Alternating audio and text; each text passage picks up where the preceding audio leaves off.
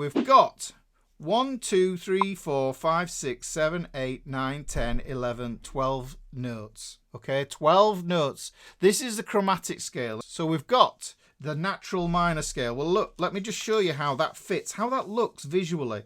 Let's just copy this over. So on the natural minor, I've got a root note. Look at the chromatic scale. Look at the columns, the way that the columns are here, how they line up with each other. And you'll start to see how just moving one note around does different things. So look, root, we've got a second, we've got a flat third, right? We have a fourth, we have a fifth, we have a flat six, which you can see is just here. And we can see we've got a flat seven.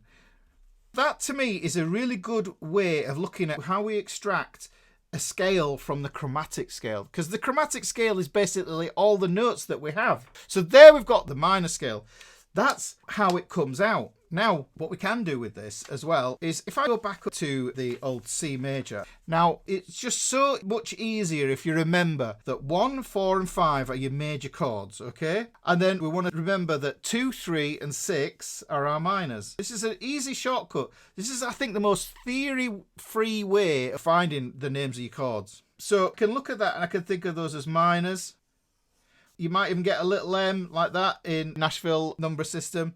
The 2 minor, 3 minor, 6 minor, and then we get good old wobbly bob at the end there. We get that diminished there. But what we really need is we need to be not so rigid and stuck to a key. Like I said, this is always going to be the same. Whereas that, the pitch changes because we've got 12 notes that we can start on.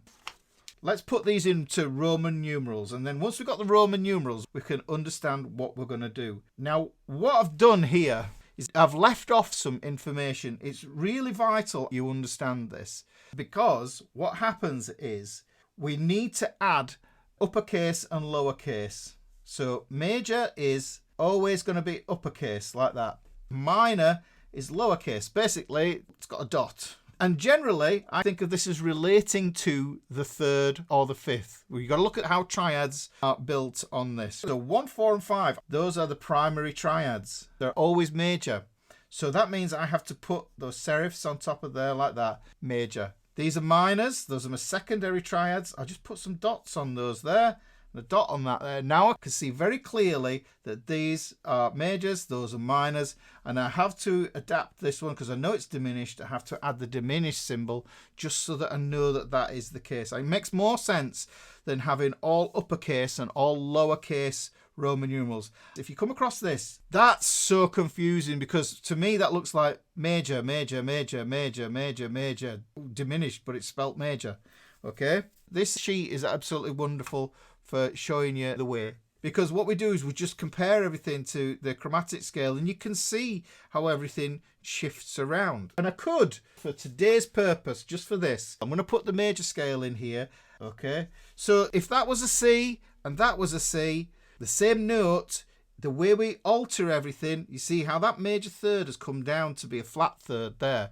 So we've moved that down there. This fourth is in exactly the same place. This is why these are in columns here, just to help you to really see where everything is. So fifth is the same, but look at that sixth, it has to come down. And then when we flatten that sixth, what happens is we add these semitones in here in these locations, and these create tension, which is the things that make things sad. That flat third there, that's the thing that makes it minor. This major third, that's the thing that makes that major, okay? So that's a major third, that's a minor third. That's defining the tonality of the scale. And even there, we've modified, so we ended up modifying 3 notes from the major scale to find the minor scale formula. Every chance I get to explain this from a different perspective, the better it is, because somebody's going to go, all right, I get that. I understand how that works. So we're just looking at those. Let me just go back to this sheet anyhow. And this is probably going to be the easiest way for me to get into this, because when we write a song, if you've heard of that kind of saying, 3 chords and the truth, that's all it takes you to write a song that's meaningful to people. 3 chords and the truth. Well, if you look at this, the 3 chords are going to be the primary triads, yes? The secondary triads, they're nice for colour. They're going to give you a different vibe. You can see those guys are minor. 1, 4 and 5. Those are the main ones. So if you play a C, F and G, you're going to get a great sounding foundation. What I think is good to add is 6 chord and a 2 chord. 3 chord, it's okay. It's a weak sounding chord. Now, let me just turn this into minor. And this is the easiest way I think about it. We're looking at this A minor here. Remember I said that was 6. So look at chord 6. And I'm going to put it into the front of the cue, like I said. Now, A minor is at the front of the cue. That's my most important sound. So because it's minor, I'm going to use my protocol with my Roman numerals. It's not going to be uppercase. It's going to be lowercase because it's a minor tonality. We bake the tonality of the chord into the Roman numeral. It's going to help you once we start to understand and get into some of the other stuff that I want to show you here. So A minor, let me just transfer these notes over. 1, 2, 3, 4, 5, 6, 7. 7 notes. None of them are different to those. They're exactly the same notes. In fact, the chords are exactly the same. So C isn't any different. D and E are going to be minors as well. We've got F, we can see is major, and we can see G as being major as well. So that's all we need to do. We need to just carry this wobbly bob symbol over here. Okay, so we get wobbly bob in that 2 there. Now, when it comes to the 3, here's where I think it becomes really important to carry the scale information over. I'm going to do a 3 here, and we can see that that's a major tonality. I'm going to come back to that. We've got D minor, we've got E minor. Notice no serifs. Major, it's got the serifs on it. Minor, no serifs. This chord here, this is F major.